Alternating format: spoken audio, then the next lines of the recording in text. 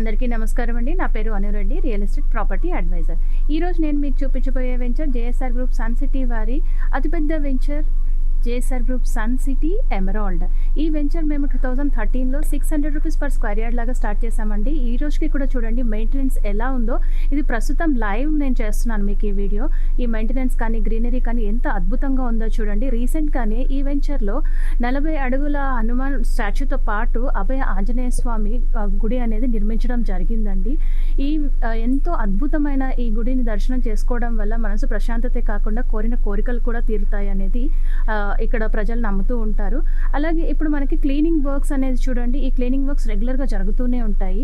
దీంతో పాటుగా మనకి ఈ వెంచర్లో హనుమాన్ మందిర్తో పాటు శ్రీకృష్ణ మందిర్ కూడా కన్స్ట్రక్షన్లో ఉంది. సో అలాగే ఇప్పుడు మీరు చూస్తున్నది మెయింటెనెన్స్ చేస్తూ ఉంటాం ఎవ్రీ ఇయర్ అని చెప్పాను కదా, ఇది బిఫోర్ మెయింటెనెన్స్.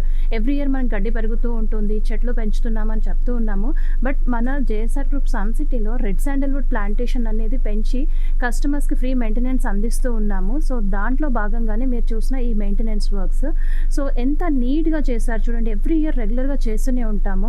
600 రూపాయలకి గజం అమ్మిన ఆ వెంచర్ 10 సంవత్సరాలకి ఇప్పటికీ కూడా స్టిల్ ఎంత బాగా మెయింటైన్ చేస్తున్నామో చూడొచ్చు మీరు.